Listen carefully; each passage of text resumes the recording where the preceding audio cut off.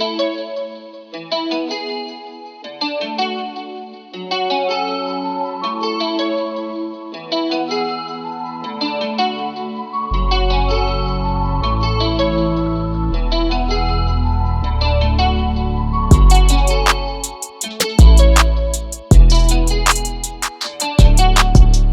à tous, j'espère que vous allez bien. Aujourd'hui on se retrouve pour une nouvelle vidéo avec cette toute nouvelle BMW i4 M50. On connaît déjà les Porsche Taycan, Audi e-tron GT et les Tesla, n'en parlons pas. Et on pourrait penser que BMW s'installe un peu après tout le monde sur le segment de l'électrification. Mais le groupe BMW a commencé à électrifier sa gamme il y a 13 ans avec la Mini i. Et ils en sont donc à la 5e génération de technologie de moteur électrique BMW. Et donc aujourd'hui, qu'est-ce qu'on va essayer, cette i4 M50, qu'est-ce que c'est? C'est aussi BMW l'annonce comme la toute première BMW M, donc motorsport 100% électrique. Donc ça c'est une déclaration assez importante et on va vérifier aujourd'hui si elle mérite cette appellation motorsport. Bon, c'est pas un hasard si je vous la présente ici. Vous avez compris la métaphore, on a une très grande station de recharge juste derrière. Ça tombe bien pour une voiture 100% électrique. Donc globalement, sur les mensurations, on va dire, de la voiture, la base, c'est une série 4 grande coupée. Donc c'est exactement les mêmes dimensions que la série 4. La voiture fait 4,78 m de long et 1,85 m de large. C'est vraiment les mêmes mensurations qu'une série 4 coupée ou grande coupée. Grande coupée, il y a juste 4 portes, c'est ça la différence. Et celle-ci est proposée uniquement en 4 portes. Par rapport à une série 4 normale, on a un renforcement du châssis, notamment à l'avant, avec des renforts structurels sous le capot. Et d'ailleurs, le capot, je vais vous l'ouvrir parce que qui dit voiture électrique, en général, dit pas de moteur sous le capot. Hein. Et sous le capot de cette i4, tadam, bah voilà. Il n'y a rien d'autre qu'un immense cache en plastique. Je pense que c'est le record sur les plus grands caches en plastique qu'il y a chez tous les constructeurs. Là, on est très bon. Parce que tout simplement, la voiture n'a pas été designée dès le début pour être électrique. La plateforme a été faite pour accueillir un moteur thermique et ensuite une version électrique. Mais le fait que ce soit cette plateforme modulaire a empêché, de ce qu'on m'a dit, l'installation d'un grand coffre à l'avant. Donc dommage, pas de coffre à l'avant. À l'arrière, en revanche, on a un grand coffre qui s'ouvre avec un haillon et non pas avec une malle de coffre. 470 litres de chargement qui peuvent monter jusqu'à 1290 litres si on rabat les sièges fermeture électrique évidemment, mesdames et messieurs. Et on va parler du style quand même 2 secondes de l'auto. Extérieurement, il n'y a pas grand chose qui va la différencier d'une série 4 grande coupée. À l'arrière, en bas, au lieu des échappements, on retrouve des petites échancrures aérodynamiques comme ça qui participent au CX qui est assez bas, la traînée aérodynamique assez basse de la voiture. On a le petit badge i4 ici, M50, ce qui signifie que c'est la version la plus sportive. Elle existe en 2 versions pour l'instant, en 40 et en M50. On retrouve les badges BMW qui sont cerclés de bleu et ces phares, hein, comme sur la série 4 et la M4, que je trouve très jolis. D'ailleurs, le 3/4 arrière est quand même assez sympa. Il y a juste, je trouve, la ligne de caisse qui est un petit peu haute. Elle pourrait être un petit peu plus basse, la voiture, ce serait sympa. De série, on a des jantes 18 pouces. En option, on a 2 jeux de jantes 19 pouces, dont celle-ci en font partie. Et on peut avoir aussi des 20 pouces. Toutes les jantes sont assez jolies, même celles de série sont assez jolies. Là, elles sont juste un petit peu plus grandes. Et on a des poignées affleurantes aussi pour l'aérodynamisme toujours. Cette version M, elle bénéficie aussi de petites coques de rétroviseur finition titane, ça c'est assez joli. Et comme sur la M4, c'est assez découpé et c'est ouvert ici, c'est plutôt sympa. En revanche, à l'avant, moi ce qui me choque un petit peu, c'est cette calandre. Sur la M4, je la trouve un peu plus assumée, la calandre elle est plus agressive. Bah sur la M4, ça marche mieux. Ici, c'est comme sur la série 4 coupée. Je trouve que ça lui fait un avant un peu disgracieux. Après, c'est vraiment une question de goût et je suis personne pour juger. On dit j'aime ou j'aime pas chez moi. Personnellement, cette face avant, j'aime pas trop. Je la trouve pas très élégante. Là où sur une M4, ça fait très agressif et ça fonctionne. Là, je trouve c'est juste un petit peu écrasé et pas très élégant. On a une face avant qui est plutôt fermée avec une calandre ici brillante. Totalement fermée. Il y a juste en bas des petits volets ici qui peuvent s'ouvrir pour le refroidissement. En revanche, sur les côtés, c'est fermé. On a juste des petites ouvertures aérodynamiques à l'extrémité, mais sinon, c'est vraiment totalement fermé. Là, vous les reconnaissez grâce à la petite touche de bleu au milieu. C'est phare Matrix LED. qui sont en option. Et l'intérieur, alors si vous vous demandez pourquoi j'ai mis la ceinture comme ça, c'est que sur cette voiture, c'est une électrique et en fait tu peux pas, moi j'aime bien vous montrer les voitures avec les phares allumés à l'avant, je trouve que c'est plus joli. Et le problème sur cette voiture, c'est que tu peux pas mettre le contact et sortir de la voiture. Dès que tu lâches le pied du frein, ça éteint la voiture totalement si t'es pas en train de conduire. Et l'astuce, c'est soit de mettre un pare-pain sur le siège, soit de mettre la ceinture, de la fermer comme ça. Mais donc à l'intérieur, on a des sièges assez sport. Vraiment, les sièges sont plutôt sportifs, regardez. Ils sont électriques, réglage électrique, ils sont chauffants, etc. Là, on a le volant M Sport aussi, avec les surpiqûres comme ça que vous voyez, des couleurs Motorsport. La grosse nouveauté sur cette i4, c'est vraiment cet immense écran, cet écran incurvé. Ici, l'affichage multimédia fait quasiment 15 pouces et ici 12 pouces pour l'affichage des compteurs. D'ailleurs, ces compteurs, je suis pas extrêmement fan de l'affichage. Bon, c'est plutôt joli, mais par contre, pour lire la vitesse, c'est vraiment pas très pratique. Un simple chiffre aurait suffi. Je sais que c'est leur design, mais je trouve pas ça très lisible. Quand tu es en train de rouler, en plus, il y a plein de trucs d'aide à la conduite qui s'affichent par-dessus. Ça devient un petit peu lisible. On a un affichage tête haute, vous l'apercevez ici, qui est très très bien. Quand tu mets le GPS, ta musique, vraiment toutes les infos s'affichent dedans, c'est super clair.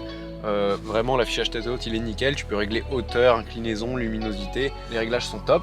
Mais sinon il n'y a pas grand chose qui différencie l'intérieur de cette i4 M50 qui est quand même censée être la première M électrique d'une série 4. C'est le même intérieur avec juste ici on n'a plus les contrôles de clim, maintenant tout se passe dans l'immense écran. C'est plutôt pas mal fait. Ici, ils ont enlevé un petit peu de boutons. C'est à croire qu'ils regardent mes vidéos, hein, parce que moi je me plains sans arrêt de leur console avec le milliard de boutons. Alors ils ont commencé à les enlever, mais ils auraient pu aller un petit peu plus loin. On en retrouve toujours beaucoup, notamment sur le volant. C'est pratique à utiliser, il faut le dire, mais c'est pas super beau. Pareil sur cette console, on a l'impression que c'est la même depuis 10 ans. Bon, ils la font un petit peu évoluer, tu vois là, c'est une électrique donc ils ont mis du bleu, youpi. Ici, on peut mettre deux tailles, on peut mettre la prise USB, la recharge par induction. Alors ça c'est pratique, mais ton téléphone est vachement loin, c'est pas le plus facile. Petit détail de Pinaeri à aller le chercher une fois qu'il est là-bas. Dans cette version, en option, on a le toit panoramique, mais donc globalement, on voit qu'ils y ont été plutôt à l'économie sur l'intérieur de cette nouvelle i4 M50. Mais toutes ces économies faites sur cet intérieur qui est finalement peu futuriste viennent avec un avantage sur cette nouvelle i4, c'est le prix. Avec un prix de base de 71 650 €, elle est quand même 30 000 € moins chère qu'une Audi e-tron GT, 40 000 € moins chère qu'une Porsche Taycan 4S. Je dis la 4S, pas celle de base, parce que la 4S aura des performances équivalentes à cette i4. Donc quand même, on est à un tarif de base qui est très compétitif par rapport à la concurrence. On est sur le segment premium, mais très compétitif par rapport à la concurrence électrique, je trouve. Celle-ci est à un prix final après option de 88 000 €, toutes taxes comprises. Franchement, pour une voiture qui est capable de ces performances, vous allez le voir, je trouve que le tarif est très bien placé. Allez, on y va.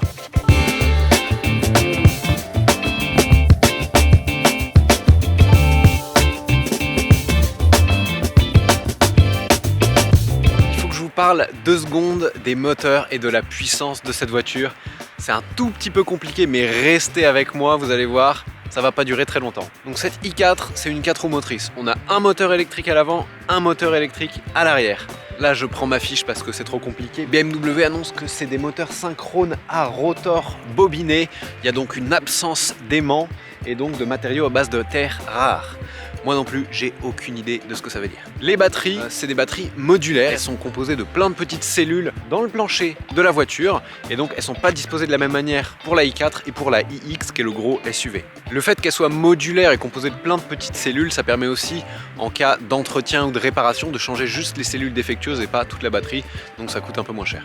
La batterie, au total, elle fait 81 kW net. Que ce soit la M50 ou la eDrive 40, c'est la même capacité, 80 kWh net. Et la voiture repose sur une technologie 400 volts, pas 800 volts comme Porsche ou Audi, mais 400 comme Tesla. Donc l'ensemble des moteurs dans cette i4 fait une puissance cumulée de 400 kW ou 534 chevaux. Avec 81 kWh de capacité nette, BMW annonce aussi 510 km jusqu'à 510 km d'autonomie pour cette i4. Dans les faits, moi je l'ai pris ce matin à 100% de batterie. Il n'y avait pas marqué 510, il y avait marqué moins de 500 et je l'ai chargé un petit peu ce midi quand elle était à 50% pile et j'avais fait 157 km de route et d'autoroute au régulateur avec une ou deux accélérations. Donc 500 km pour moi d'autonomie, on en est loin. On est plus entre 300 et 350 si vous faites très attention. Évidemment, on a un freinage qui est régénératif. On récupère de l'énergie au freinage qui va dans les batteries. Et le système permet de récupérer chez BMW jusqu'à 195 kW de puissance au freinage. 534 chevaux, ça permet de faire le 0 à 100 en 3 secondes 9. On va tester un 0 à 80, on met le mode sport. Alors il y a plusieurs modes sport, il faut mettre le mode sport boost, pied sur le frein, pied sur l'accélérateur.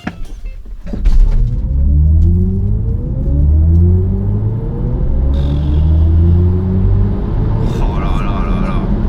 Ça arrache comme toutes les électriques performantes, ça arrache la gueule et ça déplace tes intestins dans le ventre. C'est ce que tu ressens, c'est vraiment ce côté instantanée. Et la bande son que vous venez d'entendre, c'est quelque chose d'incroyable et c'est pas une blague. Cette voiture a un point commun avec Le Roi Lion, Pirates des Caraïbes, Inception, Interstellar, The Dark Knight. Pour tous les cinéphiles qui me regardent, la bande son de cette voiture a été créée par Hans Zimmer, le grand Hans Zimmer qui a composé la musique de tous ces films. Hans Zimmer a été payé par BMW pour créer la bande son de cette i4 M50. On en remet un coup.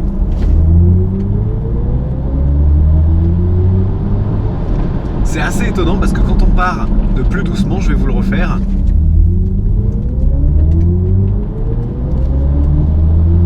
C'est pas aussi excitant que la première fois que j'ai regardé The Dark Knight ou Inception, mais t'as une voiture qui a une bande son dessinée par Hans Zimmer et rien que ça, c'est trop cool. Et si je remets le mode confort, on l'entend un tout petit peu mais c'est très atténué et tu peux d'ailleurs totalement le désactiver dans les réglages si ça devient un petit peu énervant pour toi parce que c'est vrai que c'est assez répétitif, il n'y a pas une gamme de sons extraordinaire, c'est une voiture électrique. Je sais pas si vous vous souvenez mais BMW avait présenté un concept i4 qui était magnifique. Celle-ci je crois reprend 90% du design. Malheureusement je trouve qu'ils n'ont pas pris les 10% qui rendaient le concept magnifique, notamment cette calandre dont je vous ai parlé à l'extérieur qui était vraiment plus jolie et plus agressive sur le concept. Ici ils l'ont, je sais pas si c'est pour des besoins d'homologation ou pour que le style plaise à un panel statistique plus grand, mais ça gâche un petit peu le style qu'avait ce concept. Deux séries sur cette i4 M50, on a des suspensions pneumatiques adaptatives, des suspensions pilotées donc qui vont être plus soft, plus souples en confort et plus rigides, plus dures en mode sport. Il y a une vraie différence, là je suis en mode confort, si je mets le mode sport, tout d'un coup la caisse est plus raide, la voiture vibre un petit peu sur les aspérités, ce qu'on a beaucoup moins en confort. En confort, la voiture est vraiment confortable. C'est pas une Rolls-Royce, ça va vibrer un tout petit peu sur la route, hein, c'est pas une Rolls-Royce, mais vraiment en confort, on est dans une voiture assez confortable. Après, la question, c'est vraiment, est-ce que elle mérite d'être appelée une vraie M, une vraie BMW M? Bah ça, pour le savoir, il faut tout simplement enclencher le mode sport et voir ce que ça donne sur des petites routes. Ça accélère fort, il n'y a pas trop de doute là-dessus. Par contre, il y a quelque chose, il y a quelque chose que je vous ai pas dit. Là, ce qui m'impressionnait, c'est pas l'accélération, c'est le poids de la voiture. Elle fait le même gabarit, hein, pour vous remettre en tête, qu'une série 4 ou qu'une M4, hein, puisqu'on parle de voiture M, mais elle pèse 500 kg de plus qu'une M4. 500 kg, et bah en virage ou au freinage, ça se ressent. On a un système de freinage M Sport de série, on va le retester.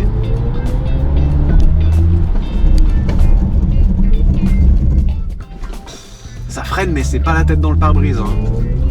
Est-ce qu'ils étaient pas chauds? On va voir, maintenant ils sont chauds.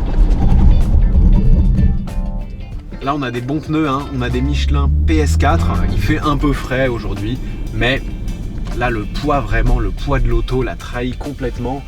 On est sur une auto de 2 tonnes 2. Le poids est vraiment très présent dans la conduite dynamique. Et là où je veux en venir, c'est que pour moi, cette voiture, la i4 M50, C'est une très bonne série 4 électrique, puissante, mais c'est pas du tout une M. Une M, ça doit avoir des qualités dynamiques que celle-ci n'a pas, notamment de sensations dans les courbes, de sensations au freinage. Son poids fait que pour moi, elle ne mérite pas ce badge M. La seule chose qui est M dans cette voiture, c'est l'accélération. Ça, il n'y a pas de souci. L'accélération, elle est M, elle est méga. En revanche, tout le reste n'est pas au niveau de l'accélération. La direction, alors elle est plus soft en confort et plus dure en sport, mais tu sens pas du tout le train avant. Il n'y a vraiment quasiment pas de remontée d'informations dans la colonne de direction. On sent qu'elle est plus dure, mais on sent pas du tout ce que fait le train avant, ce qu'on devrait ressentir pour moi sur une M. Et aussi, deuxième gros défaut que j'ai trouvé sur cette voiture, c'est la pédale de frein. La pédale de frein est très soft, trop soft, et tout de suite, quand tu freines, ça va freiner très très fort. C'est-à-dire que, contrairement à Porsche ou Audi, où tu as un bon ressenti, genre là c'est un peu dur et quand tu appuies, tu as un bon mordant, là tu appuies, tu n'as pas de résistance qui s'oppose à la pression de ton pied, par contre tu as un gros mordant tout de suite. Et en ville, faire des freinages très légers, et bah c'est difficile avec cette voiture, tant la pédale de frein est sensible. Il y a une attaque de pédale qui est très intense, mais le ressenti sous le pied droit n'est pas du tout celui que j'aimerais dans une voiture badge M, une voiture sportive. Je vais accorder le bénéfice du doute aux freins, peut-être qu'ils n'étaient pas assez chauds. Là je les ai chauffés, on va faire un ultime test du freinage d'urgence. Franchement pour moi, le freinage, il n'est pas au niveau sur cette voiture. Parlons quand même des points positifs. On est dans une voiture qui est confortable, très bien insonorisée et franchement gros point fort sur le système audio. Celle-ci bénéficie du Harman Kardon qui est une option, mais pour une fois je trouve que c'est une option à prendre. D'habitude je dis que c'est pas vraiment intéressant tellement les systèmes de base sont bons en général aujourd'hui dans les voitures modernes, mais alors là le Harman Kardon c'est une tuerie. Cette nouvelle très grande dalle incurvée vers le conducteur est très agréable à utiliser. On a un immense Apple CarPlay, ça c'est agréable, ça marche bien. La voiture est évidemment très connectée, elle dispose de tout ce qui peut exister en termes de connectivité. Reproche aussi à cette voiture qui sera je pense plus une voiture urbaine qu'une voiture de route étant donné que c'est une électrique. On n'a pas les roues arrière directrices.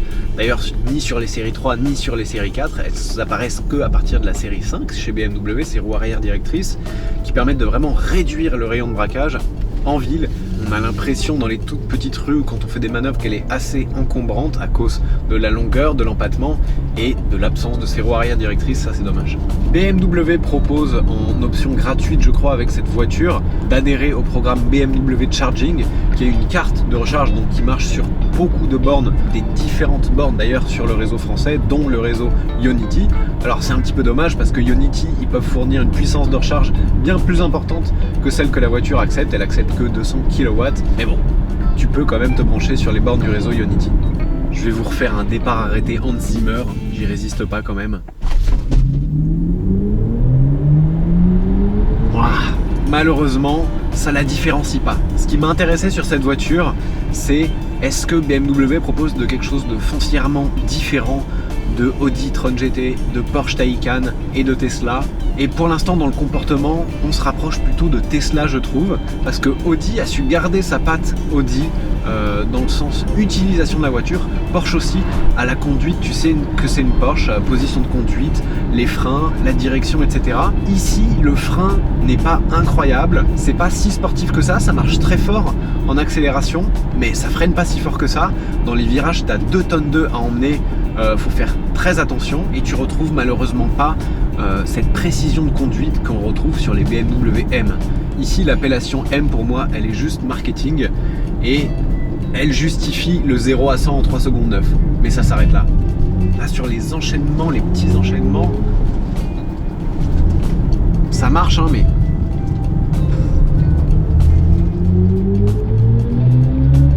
c'est pas sportif en fait, on a l'impression de se battre contre la voiture pour lui faire prendre un virage et ça c'est pas très plaisant.